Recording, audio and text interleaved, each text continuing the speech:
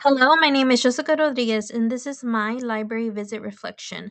In this presentation, I'll share my experience visiting the Haltom City Public Library, focusing on how its physical and digital spaces, organizational systems, and community programs demonstrate inclusive library collection development and uphold intellectual freedom. Although I have spent many summers in this library, this is my first time viewing the library through the lens of a librarian. And as I stepped inside, the first thing I noticed was the atmosphere bright, warm, the soft hum of quiet conversations, the library card station decorated with the theme of the summer.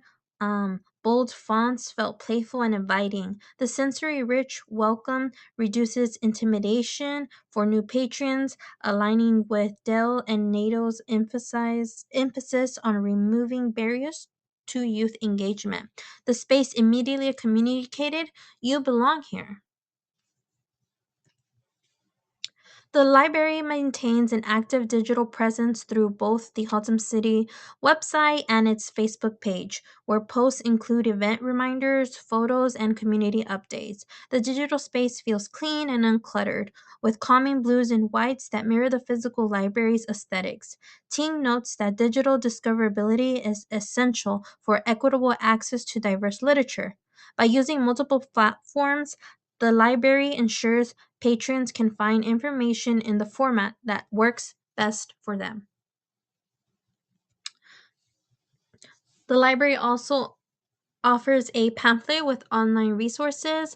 The library does use Cloud Library and Libby as one of its digital resources, or as a few of its digital resources.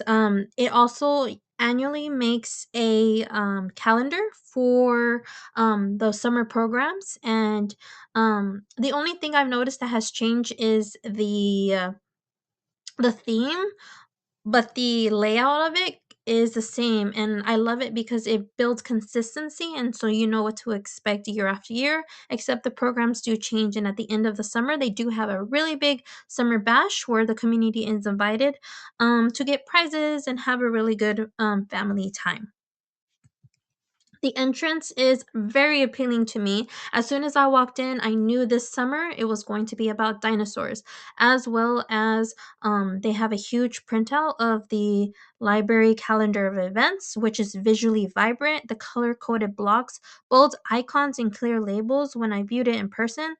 Um, it was glossy and very eye-catching. It had programs like bilingual story time, STEM activities, yoga, and teen escape rooms, which reflect Bishop's concept of mirrors, windows, and sliding glass doors, offering an experience where patrons can see themselves represented, learn about others, and explore new worlds.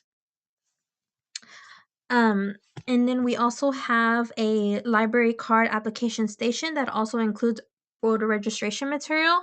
And so everything was nice and organized and crisp. And, and this really amplifies the idea that libraries have a civic role in providing multiple voting resources, supports intellectual freedom by empowering patrons to make informed decisions. Hughes and Hassel reminds us that libraries counter dominant narratives by ensuring access to diverse and accurate information. The Beanstack Station features a computer with softly glowing screens and laminated sign displaying how to log in your reading. The gentle clicking and keyboards nearby adds to the sense of active engagement, offering both digital and physical logging options. Reflects Ting's findings that reducing technology barriers increases access to diverse literature. We have the summer reading challenge wall is visually striking, tall columns of numbers, bright markers, and colorful icons showing progress. The wall feels energetic, almost buzzing with anticipation. Morton emphasizes that visual discovery tools help patrons engage diverse collections. This wall encourages exploration across genres and formats, supporting intellectual freedom by promoting curiosity. And also, I would like to add that it includes a little family fun competition for the community.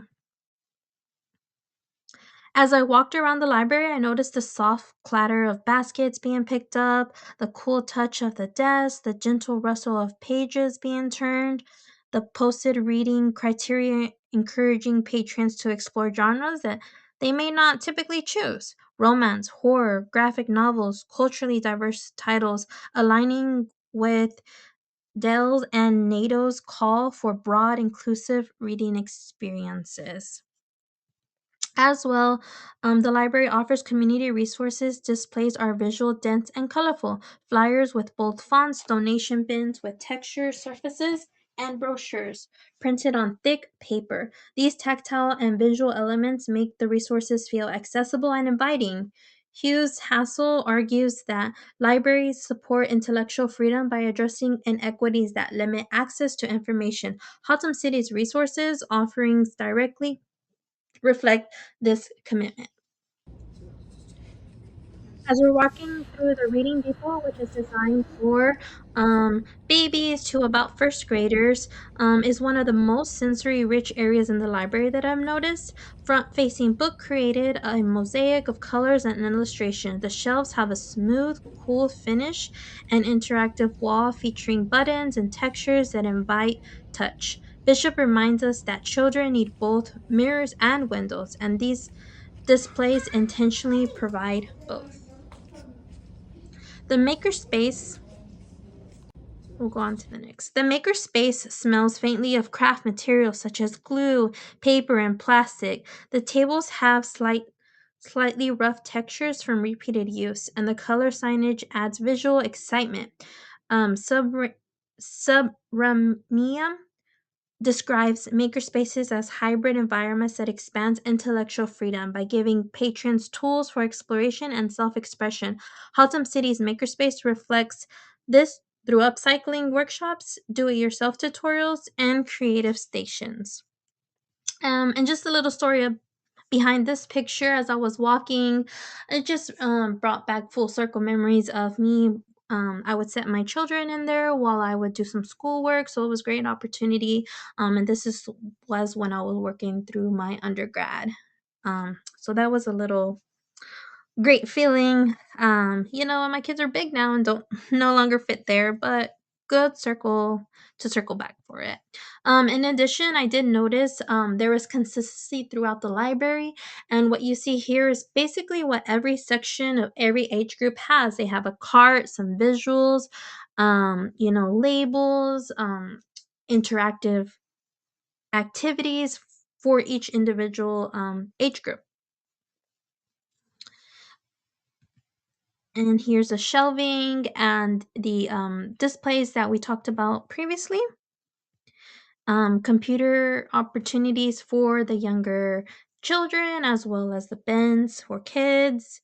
This is the storytime room, which is a very cozy and sensory friendly environment.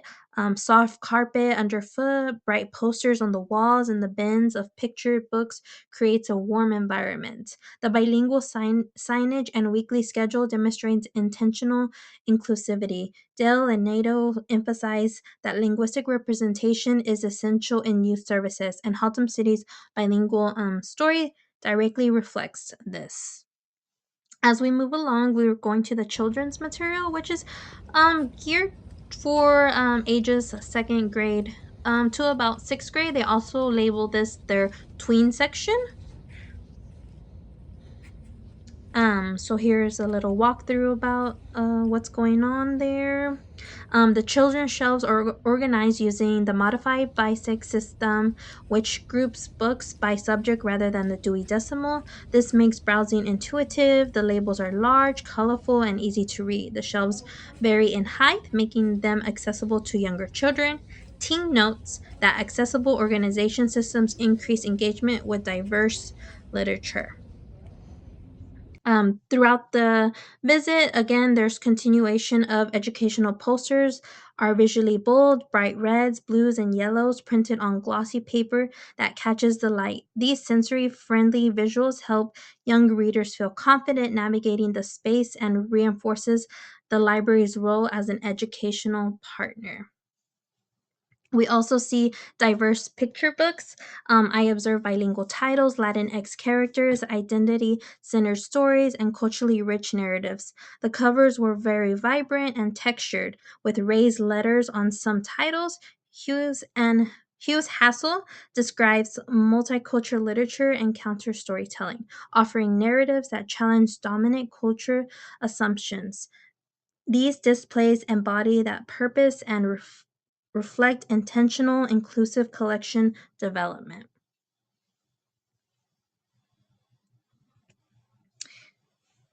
The middle grade section includes playaways and smooth, bright colored cases, audiobooks, and multiple genres. The tactile feel of the playaway devices makes them appealing to reluctant readers.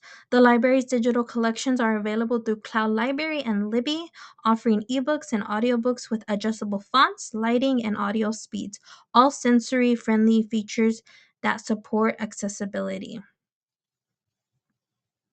Here is a display of the books and the shelving that's a little bit more taller than the children's area. And here are some of those, age appropriate posters that we continue to see throughout the library. And this is a zoomed out picture of the children's section, the older children's section, the tweens. And then I love that they also included different language posters.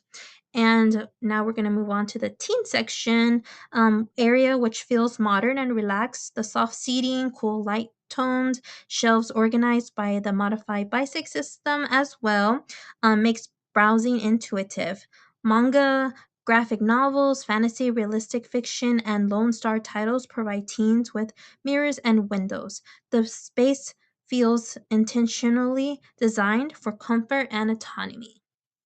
And I really think this space is great for teens. In addition, they have a little like mosaic area, and this piece of art really made it feel like community because everyone is able to participate in it, and at the end, you have a beautiful product. I really love that they provided visuals for the teens and just letting them know, like, take care of this space. This is our community space, and things to say or not to say, as well as they do realize that teens are or kids are kids, and it there's directions to like if something does happen, hey, it's okay. Like reach out for an assistant, and we will be here to help you. In addition, I did find out that the library partners with the local district to find out what the summer readings are, and so the librarian does read those books and makes the short summaries for them so the kids can check out. And this is mostly geared to middle school kids' summer reading list.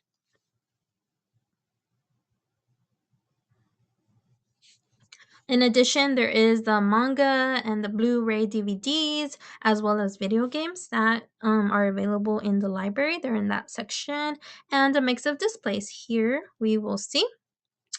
In addition, there's a oops, let me go back. Sorry, there is a reading challenges, and again the bright visuals.